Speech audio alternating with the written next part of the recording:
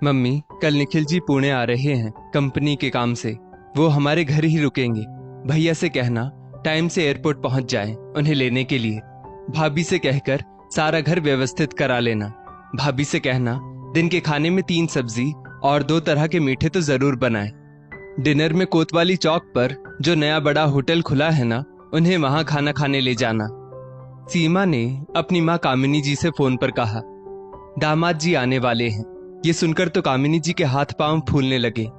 दामाद घर आते तो इतना कुछ खाने को बनता कि लगता देवता पधारे हैं। ससुर साला सब सेवा में बाजार दौड़ते ही रहते। अरे बहू, आज ऑफिस से जल्दी घर आ जाना, कल निखिल जी आ रहे हैं तो आज से ही ढेर सारी तैयारी करनी होगी।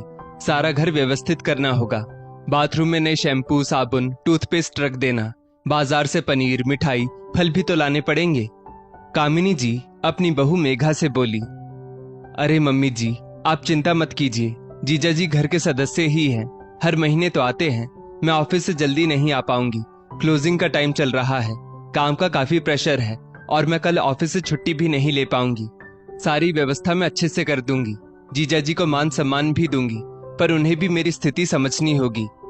पिछले महीने आपके कहने पर मैंने 3 दिन की छुट्टी ली थी, पर माफ कीजिएगा, इस बार आप संभाल लेना, मेघा ने कहा। कामनी जी के दामाद निखिल ऑफिस के काम से उनके शहर आ रहे थे और लगभग हर महीने ही उनका आना होता। कभी कभी साथ में कामिनी जी की बेटी सीमा भी आ जाती।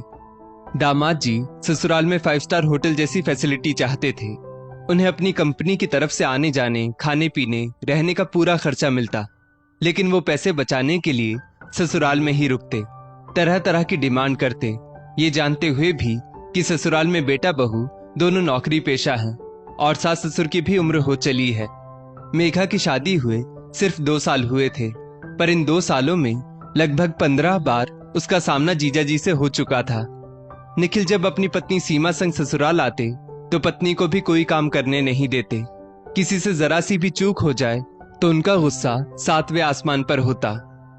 सचिन और मेघा की शादी में भी उन्होंने खूब तमाशा किया था। सारी शादी में मुंह फुलाए घूम रहे थे। कारण बस इतना था कि निखिल जी को स्टेशन लेने के लिए सचिन 10 मिनट लेट पहुंचा था, क्योंकि वो ट्रैफिक जाम में बुरी तरह फंस गया था। साले सचिन की बीवी मेघा के आने के बाद से तो निखिल जी को अपना पद, अपना सम्मान छिन जाने का डर होने लगा था। इस सम्मान को बरकरार रखने के लिए गुस्सा दिखाना, नानुकुर करना, इसी को उन्होंने एक रामबाण इलाज निकाला था। साला सचिन अपने जीजा जी को लेने के लिए राइट टाइम पर एयरपोर्ट पहुंच जाता है। सचिन को 10 बजे ऑफिस पहुंचना होता। एयरपोर्ट आने जाने में ही 2 घंटे लग गए और 1000 रुपए का पेट्रोल।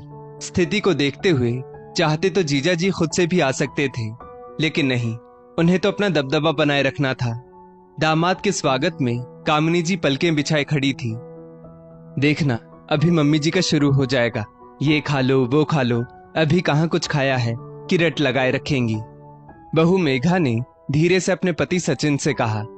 मेघा ने नाश्ते में इडली, वड़ा, सांभर, उपमा बनाया था और मीठे में बाजार के रसगुल्ले थे। उसे ऑफिस भी समय से पहुंचना था। अरे साले साहब, राम अवतार के समोसे कचौरी नहीं लाए? बड़े टेस्टी होते हैं। आज तो भाभी जी ने सिर्फ 2 आइटम में नाश्ता निपटा दिया। निखिल जी हंसते हंसते बोल गए।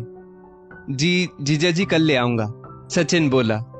हाँ, साथ में वहां की गर्मा गर्म इमरती भी लेते आना, निखिल जी बोले।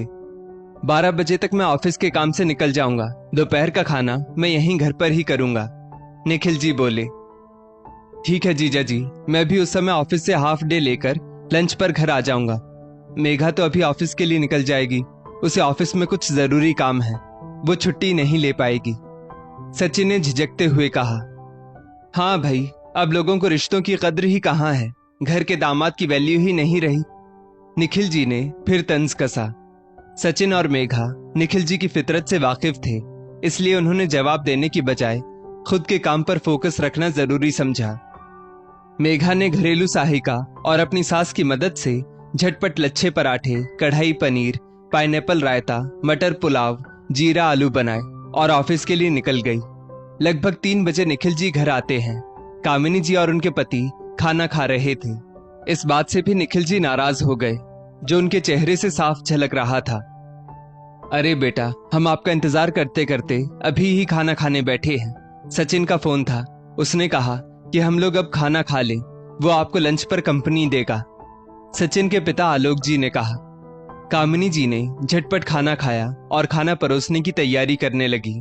तब तक सचिन भी आ गया। वो रास्ते से श्रीखंड लेते आया था। कामिनी जी ने खाना गर्म किया और फटाफट निखिल जी और सचिन की थाली परोसी।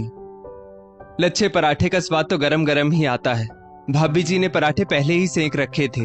मुझे समझ नहीं आता, उन्हें नौकरी करने की क्या जरूरत है? ऐसी नौकरी का क्या फायदा जहां घर वालों को गर्म खाना ना मिल सके। निखिल जी ने फिर कमियां निकाली। हमें दोबारा गर्म करके खाने में कोई ऐतराज नहीं। मेघा इस घर के लिए अपनी क्षमता से कहीं ज्यादा करती है। हम अपनी सहूलियत के लिए उसके सपने नहीं तोड़ सकते। खाना बनाना, घर व्यवस्थित रखना अच्छी बात है, लेकिन इसके अलावा भी अगर घर की बहू कुछ करना चाहे तो हमें उसका सहयोग करना चाहिए, ना कि छोटी छोटी चीजों को लेकर रुकावट पैदा करनी चाहिए। इस बार सचिन बोला। कामिनी जी ने उसे हाथ के इशारे से चुप रहने के लिए कहा। निखिल जी ने बेटा बहू की अनुपस्थिति में अपने सास ससुर से पूछा, मेघा भाभी अपनी सैलरी से आप लोगों को कुछ देती है या नहीं? कहीं सारे का सारा पैसा अपने मायके वालों पर तो नहीं लुटा देती? बेटा जी, हमारा बेटा सचिन हमें घर खर्च के पैसे दे देता है। बहू के पैसों में हमें दिलचस्पी नहीं है। वो अपनी मेहनत की कमाई जैसे चाहे खर्च करे। वैसे हमारी बहू बहुत समझदार है। घरेलू सहायिका के पैसे वो स्वयं दे देती है।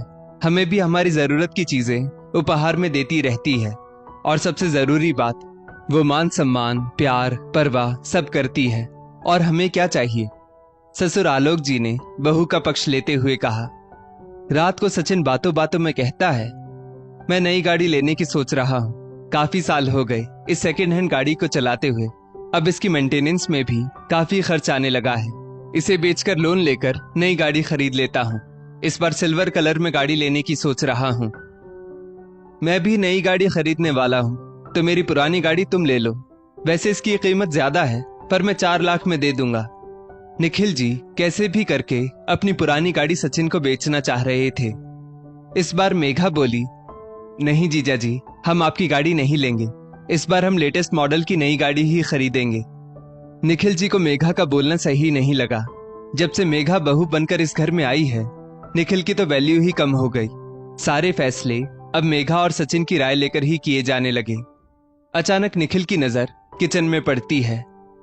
ये क्या, किचन में भी बदलाव कर दिया और हमें खबर भी नहीं लगी? अरे दामाद जी, कुछ खास काम नहीं करवाया। बस पिछले हफ्ते अवन, टोस्टर, सैंडविच मेकर रखने के लिए शेल्फ बनवा लिया, ताकि सब सामान व्यवस्थित लगे और सुविधा हो जाए, कामिनी जी ने कहा। निखिल जी ने फिर मुंह बना लिया। अगली सुबह आलोक जी मटर छील रहे थे। ये क्या पापा जी, आपकी बहू ने आपको भी काम पर लगा दिया? घर के मालिक होते हुए आप घरेलू काम कर रहे हैं? निखिल जी ने कटाक्ष किया। जी निखिल जी, आपकी सेवा में ही लगे हैं हम। शाम को मटर कचौरी बनने वाली है। अरे भाई, घर हमारा है तो घर के छोटे मोटे काम करने में कैसी आफत। हमारी छोटी सी मदद से बहू का काम आसान हो जाता है, तो इसमें क्या परेशानी? घर के सदस्यों को एक दूसरे की मदद तो करनी ही चाहिए, आलोक जी ने कहा।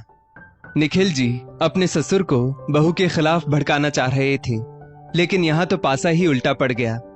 निखिल जी के आने से घर का पूरा टाइम टेबल बिगड़ जाता और सबका मूड खराब अलग हो जाता था। उनकी बातों से हर मामले में टांग अड़ाना उनकी आदत थी। ससुराल में ज्यादा नखरे दिखाने से उनकी इज्जत कम होती जा रही थी। ये इज्जत उन्होंने खुद अपने ही व्यवहार से घटाई थी। उनका ऑफिस का काम हो चुका था, तब भी वो ससुराल में जमे हुए थे। अच्छा पापा जी, मैं शाम की फ्लाइट से निकलता हूँ, निखिल जी बोले। ठीक है, जैसा आपको उचित लगे। आप अगली बार आए तो सीमा बिटिया को भी लेते आना, आलोक जी बोले।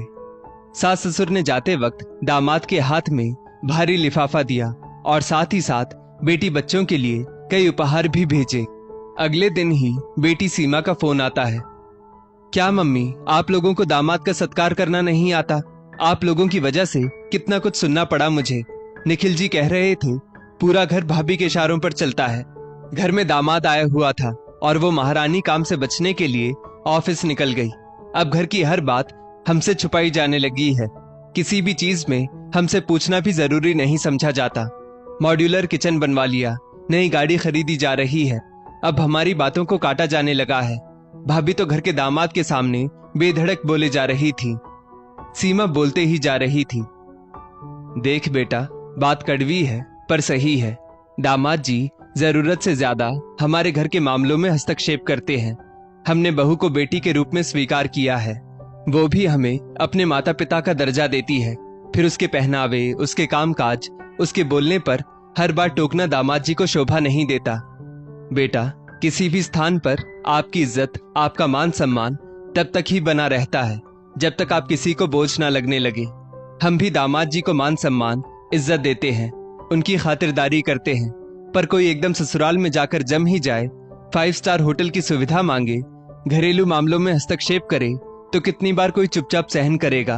अभी तक तो बहू चुप है, कहीं निखिल जी के व्यवहार से आगे उसने कुछ बोल दिया तो बेहतर है वो अपना आत्मसम्मान बनाकर रखे। बेटा, दामाद को ससुराल के सदस्यों के कार्य या उनके व्यक्तिगत मामलों में जब तक उनके द्वारा सलाह नहीं मांगी जाए, सलाह नहीं देनी चाहिए, न ही उनके व्यक्तिगत मामलों में हस्तक्षेप करना चाहिए। अपनी इज्जत अपने हाथ में ही होती है, कामिनी जी ने बेटी को समझाया। उसके बाद से दामाद जी का आना जाना कुछ कम हो गया। वो आते भी तो ससुराल के घरेलू व व्यक्तिगत मामलों में जरूरत से ज्यादा हस्तक्षेप करने से बचने लगे। दोस्तों, दामाद को अपने आप को और अपने घर को ही कभी भी श्रेष्ठ नहीं बताना चाहिए। जरूरी ना हो तो ज्यादा दिन ससुराल में नहीं रुकना चाहिए। नित्य नए पकवान की फरमाइश ना करें और जो भी खाएं उसकी बुराई ना करें। ससुराल के घरेलू मामलों में जरूरत से ज्यादा हस्तक्षेप ना करें। इस स्टोरी को लेकर आपकी क्या राय है, नीचे कमेंट करके जरूर बताइएगा। और ऐसी ही और भी बेहतरीन वीडियोस के लिए हमारा पेज जरूर फॉलो करें।